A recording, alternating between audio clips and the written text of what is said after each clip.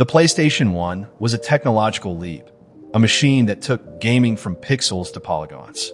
But by the end of its life, developers weren't just pushing the limits of storytelling. They were pushing the hardware itself. Through clever tricks, bold design, and pure creative madness, some studios turned that little gray box into something capable of near magic. These are the games that proved that artistry could make even 32-bit hardware feel infinite. If you end up liking the content, please subscribe for more, and I'd appreciate it if you give it a thumbs up and tell me what you think down below. Love to hear it. When The Legend of Dragoon released in 1999, it wasn't just Sony's answer to Final Fantasy. It was a full-blown technical showcase designed to prove that the PlayStation could still compete with anything Square had to offer. With its sprawling cinematic cutscenes, enormous 3D battle models, and dynamic visual effects, it remains one of the most ambitious and visually striking RPGs ever made for the PS1. It pushed the hardware so far that it came on 4 discs, each packed with massive pre-rendered environments and high-quality FMVs that felt straight out of a feature film. Every town and dungeon was rendered in rich, painterly detail, with beautifully lit backgrounds that gave the illusion of real depth. Character models were massive by PS1 standards, especially during combat, where transformations into Dragoon form exploded in showers of light and elemental energy. The addition combo system gave battles a cinematic rhythm, turning attacks into interactive animations rather than static turns. Each blow landed with sparks, trails, and sound design that felt far beyond the PlayStation's comfort zone. And then there were the cutscenes, fully orchestrated, smooth, and bursting with scale. From the dragon battles to the destruction of towns, this rivaled anything Final Fantasy VIII or IX produced in sheer spectacle. Its art direction fused classical fantasy with mecha-like design, giving the Dragoon armors a metallic brilliance that caught light in ways few PS1 games could replicate. Despite mixed reviews at launch, time has been kind to it. Beneath its somewhat traditional JRPG pacing lies a game that visually redefined the PlayStation's boundaries. Every pixel screams ambition. Every scene feels handcrafted, and every transformation reminds you how far developers were willing to push the console. The Legend of Dragoon didn't just look good. It felt monumental, as if the PS1 was giving one last heroic transformation before its next evolution.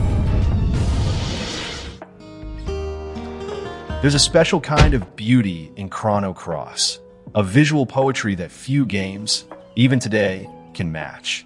Released by Square in 1999, it wasn't just a sequel to Chrono Trigger. It was a dream brought to life in color, light, and movement. This game took the PS1's limited 3D hardware and made it sing, combining lush pre-rendered backgrounds with gorgeously animated characters and spell effects that turned every battle into a kaleidoscope of energy. The first thing you notice is its color palette. Where most PS1 games leaned into gray, brown, and steel, this exploded with tropical blues, golden sunsets, and vibrant greens. Every location, be it the seaside village of Arni, the coral reefs of El Nido, or the eerie parallel dimension of another world, feels painted rather than rendered. It's a world that breathes. Subtle waves shimmer on the shore, leaves sway in the wind, and light filters through stained glass like a moving watercolor. Character models were small but detailed, and their fluid animations gave them warmth and expressiveness rare for the console. The battle system, too, was a visual feast. Summons filled the screen with explosions of light and abstract geometry that felt closer to modern CGI than anything the PS1 should have handled. And all of it ran seamlessly, with minimal loading and cinematic camera sweeps that made combat feel like art in motion. The pre-rendered environments and lighting effects worked together to hide the PS1's rough edges, creating one of the most cohesive visual illusions of the era. Add to that Yasunori Mitsuda's legendary soundtrack, a symphony of flutes, strings, and percussion that blended perfectly with the game's painterly visuals, and you have a complete sensory masterpiece.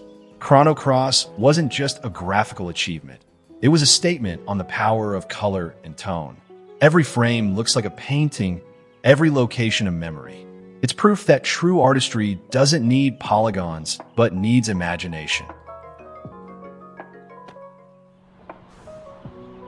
Final Fantasy IX was Square's farewell to the PS1 era, a love letter to everything the console and the franchise had achieved. Released in 2000, it stood as a technical and emotional masterpiece, combining lush, pre-rendered backdrops, expressive character models, and cinematic direction that rivaled anything on film. Where other games strained to look real, FF9 embraced fantasy. Its charm and polish made every scene feel like a living painting. The visuals were astonishing for their time. Every environment, be it Alexandria's cobblestone streets, Lindblum's sprawling clockwork city, or the mist-soaked plains, felt hand-painted, layered with atmosphere and depth. Characters like Zidane, Vivi, and Garnet weren't just sprites. They were actors, brought to life through nuanced animations and facial expressions far beyond what most PS1 titles could pull off. The lighting, motion, and color palette were so rich that even today, it holds up beautifully in HD. What truly set this game apart was its direction.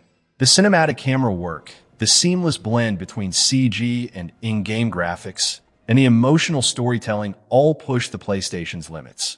Transitions between cutscenes and gameplay were often invisible, creating a sense of flow and immersion that felt years ahead of its time.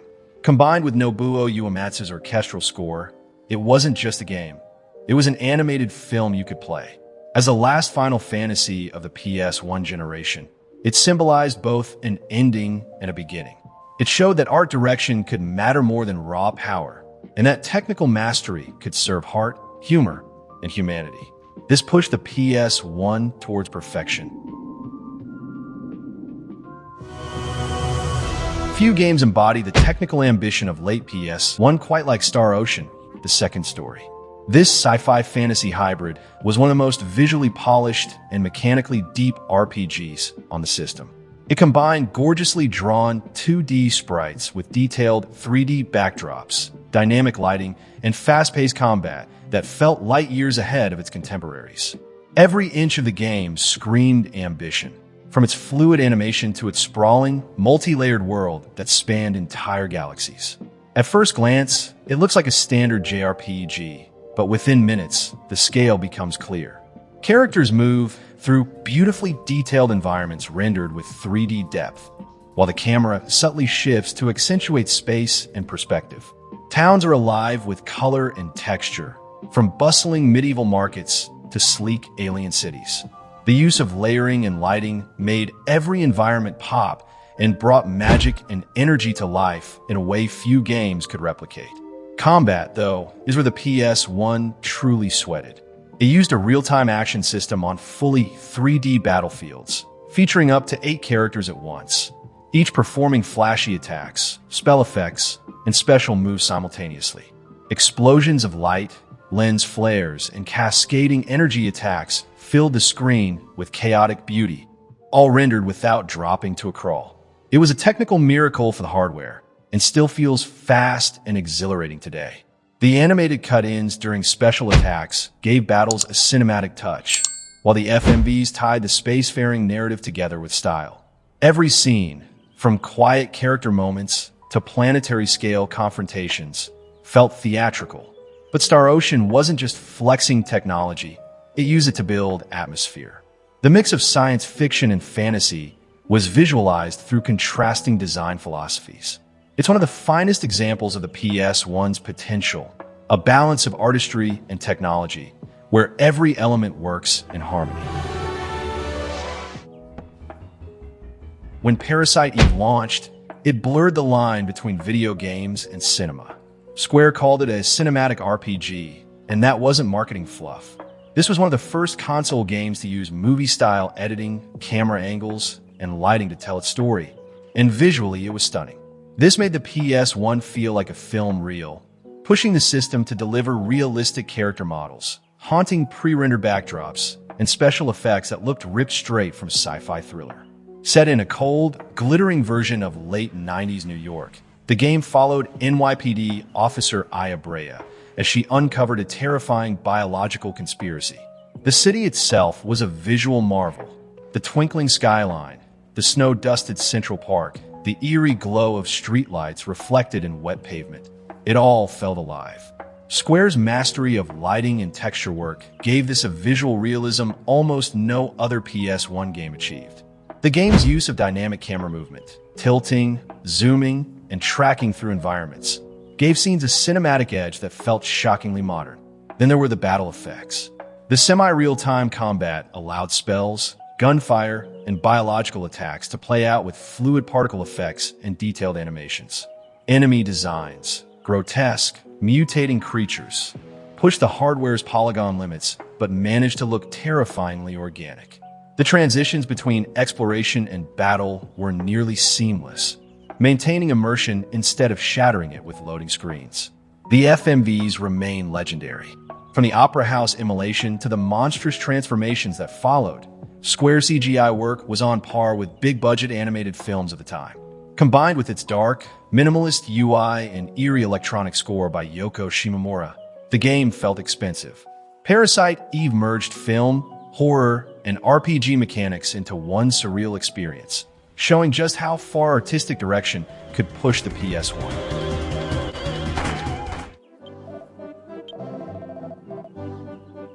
When Dragon Quest VII finally arrived on the PlayStation in 2000, it was both a love letter to tradition and a masterclass in stretching the console's technical capacity. While it didn't chase cinematic realism like Final Fantasy IX or Vagrant Story, it achieved something just as impressive: scale. This was one of the largest RPGs ever made, containing more than 100 hours of content, hundreds of towns and dungeons, and a world that literally rebuilt itself as you played. Its technical achievement wasn't in flashy effects. It was in how it made the PS1 hold an entire living world that shouldn't have fit on its discs.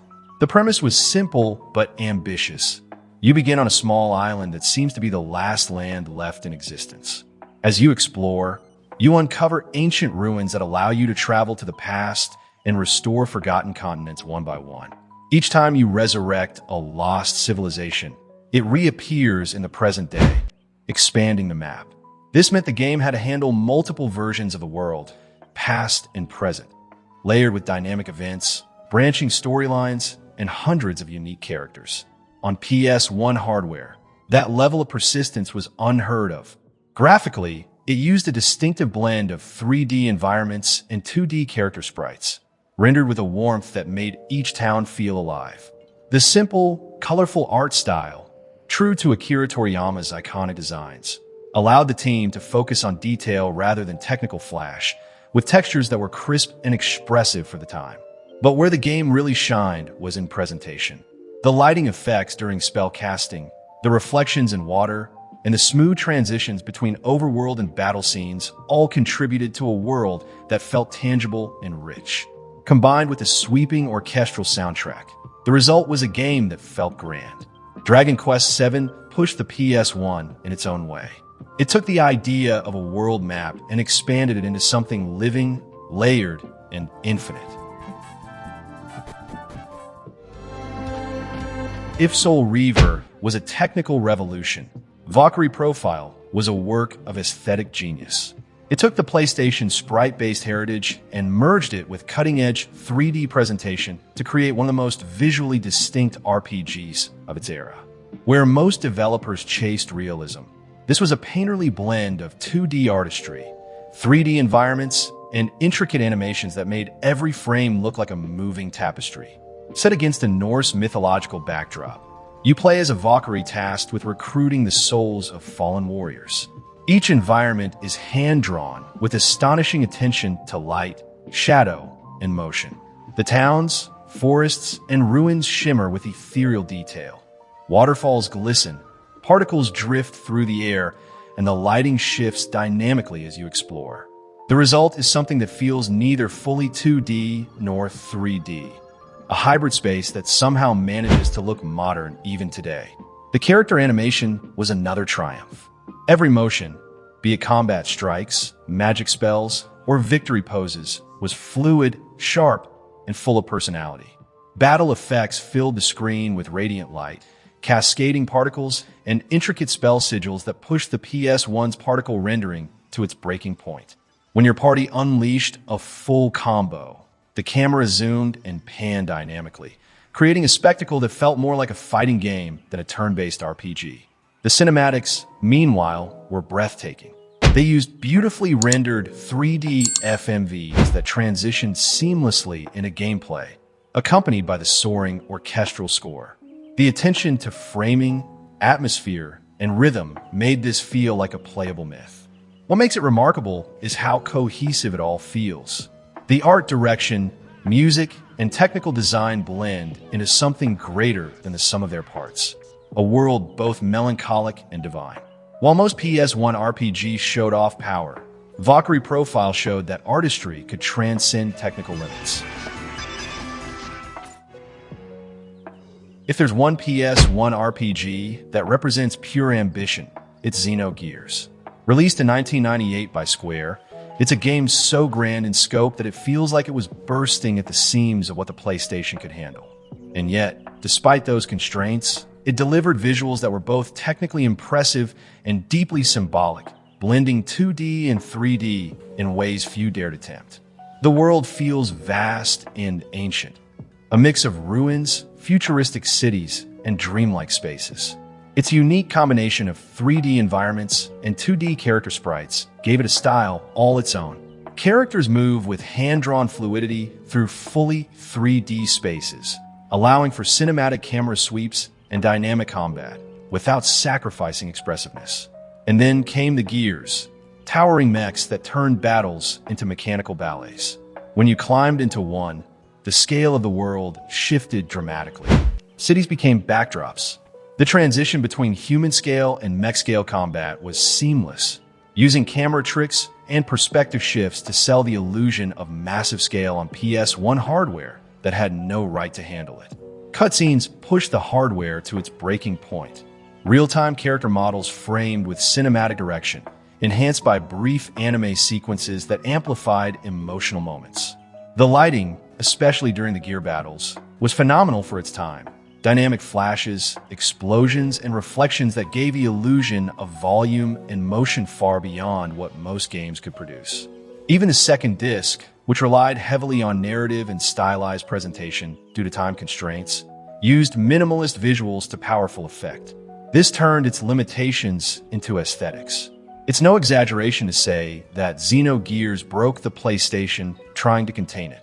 Its scale, artistry, and technical ambition remain unmatched. Even with its flaws, it's one of those rare titles that feels like it was peering decades into the future, daring the hardware and the medium to evolve.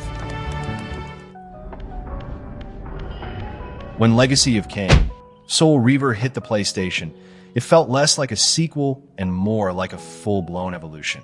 Crystal Dynamics didn't just push the PS1, they bent it. This was a game that shouldn't have been possible on the hardware. It looked and felt like a PS2 game that somehow escaped a year early. You play as Raziel, a fallen vampire turned wraith, exploring a decaying Gothic world steeped in atmosphere. Every environment, from cathedral ruins to subterranean temples, was rendered in true 3D, allowing for smooth traversal, gliding, and combat with no static backdrops or transitions. The level of environmental detail was shocking for the time. Light shafts pierced fog, water rippled realistically, and architectural geometry gave Nosgoth a haunting grandeur. But the real technical sorcery was the spectral realm. At any time, players could shift between the material and spiritual worlds, rendered in real time, complete with warping textures and lighting changes. It wasn't just a visual effect. It was a gameplay mechanic that changed the shape of the world, with walls twisting, platforms melting, and enemies transforming before your eyes. This required the PS1 to effectively run two overlapping versions of the game world simultaneously, a feat that few developers even attempted. The game's camera system was fully dynamic, cinematic yet controllable, constantly framing Raziel against the gothic enormity of his surroundings. The voice acting, motion capture, and storytelling blended perfectly with the game's visual identity, creating something closer to an interactive dark fantasy film than a typical action title. And then there were the lighting and sound effects, flickering flames, distorted echoes, spectral howls that brought the ruined world to life. Soul Reaver was revolutionary. A haunting masterpiece that made the PS1 feel timeless. Few games in PlayStation history squeezed as much visual power from the console as Vagrant Story. Released in 2000, this dark, gothic action RPG from Square was a technical marvel so advanced that many developers studied it just to understand how it worked. With real-time lighting, fully 3D environments, and cinematic camera work that rivaled pre-rendered cutscenes, Vagrant Story transformed the PS1 into something that felt generations ahead. Set entirely within the decaying city of Le Monde, the game's visuals created an atmosphere unlike anything else on the system. Every stone corridor, cathedral, and shadowy crypt felt sculpted by hand. Square's use of advanced lighting and texture compression gave the illusion of volumetric depth, a miracle considering the hardware's limitations. The way torches flickered against stone or moonlight poured through broken stained glass windows wasn't just impressive. It was art. But this didn't stop at graphics. Its animations were motion captured, giving protagonist Ashley Wright an elegance and weight rare for the time. The cinematic direction, complete with seamless camera pans, close-ups, and expressive gestures, felt more like a film than a video game. It was proof that storytelling could be visual, not just written. Perhaps the greatest trick? There are no loading screens once you're inside Le Monde. The entire game is a continuous, interconnected world, an incredible feat of design and memory management on a 700 megabytes disk. Every room feels purposeful, every shot composed. Combined with Hitoshi Sakamoto's haunting orchestral score and the game's brooding tone, it was a benchmark of technical artistry. Even today, with its clean geometry and moody lighting, it looks and feels like an early PS2 title. Vagrant Story wasn't just ahead of its time, it was outside of it.